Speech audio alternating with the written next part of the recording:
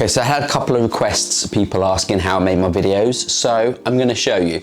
But one thing I should say is, whilst making videos is very fun. It really is, I really enjoy it, but it's really hard work.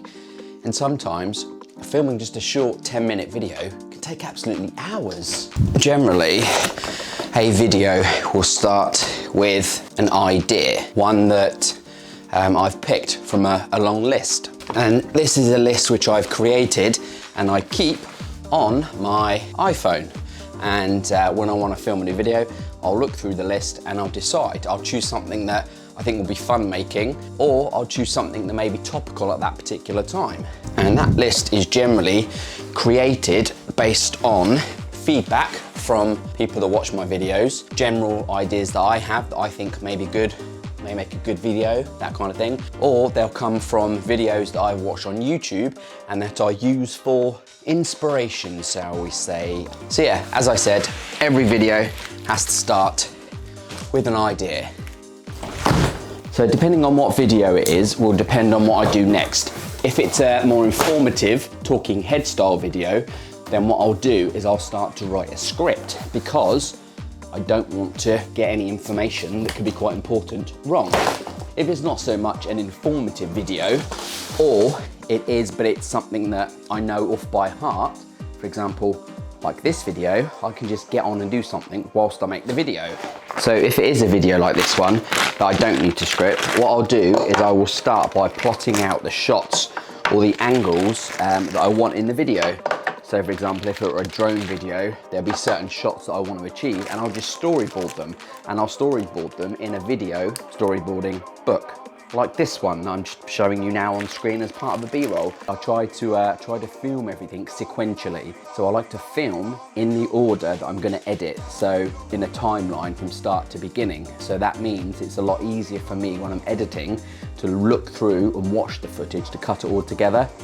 So if it's a talking head video, then I need to script it. So what I do is I sit down on one of my Apple devices, either my iPad, my iPhone or my laptop. Depending on where I am, I could be sat here doing the work, and will sometimes sit here and write a script in the study, or other times. And also, I sometimes write here. But either way, I'll start writing the first draft of the script. And once the first draft of the script is done, I'll read it out loud 3 or 4 times, because how I read and speak is completely different to how I write. So as I'm speaking it aloud, I will amend the script accordingly so it flows better with the way that I generally talk and chat in my videos. Once I've kind of got the script narrowed down and I'm happy with it, it flows, it suits me as in my personality, I will then save it. And because I did it on my Apple device, that means I can then access it from any other Apple device. So I use my iPad, oh that was disappointing, as my teleprompter. So because I write it in Apple Notes, that's it, just as a note, nothing fancy, and then it's instantly accessible on my iPad onto the teleprompter. Simple. So I have my shot list sketched out, drawn out, I have my script ready to go, I have my studio, which as you can see I've been modifying and making more on that in a second, and that's it. I just start filming the video, and it can vary. Sometimes my videos are 4 or 5 minutes. More recently, they've been 10 to 12 minutes. So a 10 to 12 minute edit that you see on YouTube or Facebook or wherever you happen to watch can take sometimes days, literally days to film. If I'm out and about getting different shots with the drone or editing me at work, coming home, all that kind of stuff, depending on the weather, how busy I am with work, childcare, it can vary massively. Sometimes I can just sit here in the studio and knock it out within an hour, but that's pretty rare. So take this video here, for example. What has been a couple of minutes to you on YouTube already, it's actually taken so far 40 minutes. And that's because this camera has to be moved around. Settings and lighting have to be adjusted every time it's moved. The tripod, it's screwed up and down because there's different heights and different angles where it's moving around. And it's just me. It's just me. There's no one else helping me. Once we have all of the filming done on my own, it gets offloaded. If there's more than one camera, I collect up all the SD cards, and then I have to import the footage.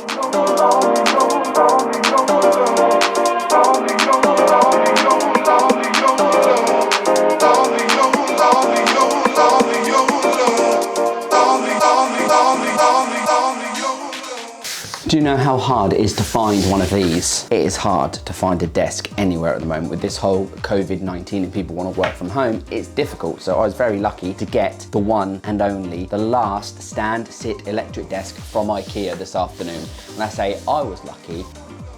That's not quite true because Olivia and Lisa had a nice day planned for me, so I couldn't get to Ikea. And my saviour, the one and only Richard Sturdy, came to my rescue and offered to go and collect this from Ikea for moi, which he did. So if you're watching, thanks Richard. So now the creative, the fun bit starts, because I now have all the footage imported onto my computer, and then I go through and I initially watch the clips as they are. And this is looking out for any files that are just junk, that are just me making cock-ups, delete all of those. It then gets imported into Premiere Pro by taking the folder and dragging it into my bin folder. And once it's in there, I get to go through and watch them all again. And I will drag and drop just snippets of that video down to my project timeline. Now, as I said earlier, I film everything sequentially, so it's a lot easier for me now because I can just watch the files all in order because they're numbered. Literally go through, and out of each file, I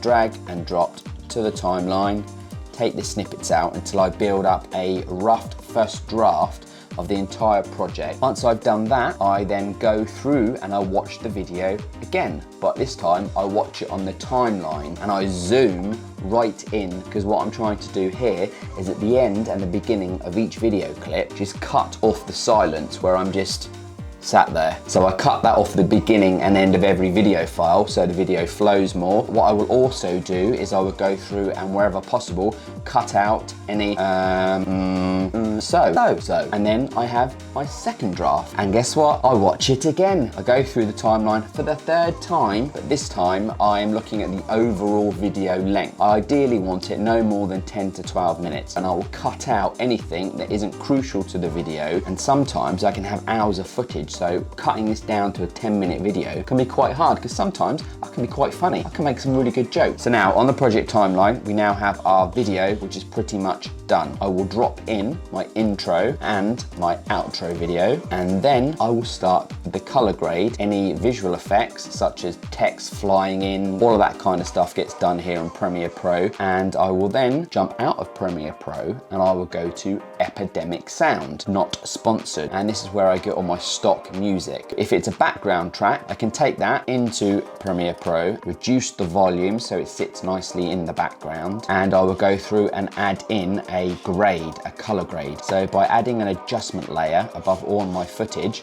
I can apply a color grade to all of my footage without needing to select each individual file separately. And then we're pretty much done. It's ready to be exported and uploaded to YouTube. But if this is a B-roll shot where I want to edit to the beat, I will, first of all, find the track on Epidemic Sound because I'm going to be editing to the music. Music takes priority. So again, I find the track on Epidemic Sound, drop it into Premiere Pro, but this time the headphones go on and I listen to the track and I listen for the beat. And as I'm going through the music, every time I hear a beat that I like or I want to cut on, I press N on my keyboard. And basically that puts a marker on the audio track, and that shows me where I need to drop my video and edit a cut. So again, depending on what video, either I video edit, add sound, or add sound and edit the video to the sound, depending on whether it's a talking head, a B-roll, or a product shot, that kind of thing. I don't want to spend too much time going through this because it can be quite boring for someone watching it, but this is the process, this is the part that I really enjoy doing. So if you want to see more about what I'm doing inside Premiere Pro, just let me know in the comments box below.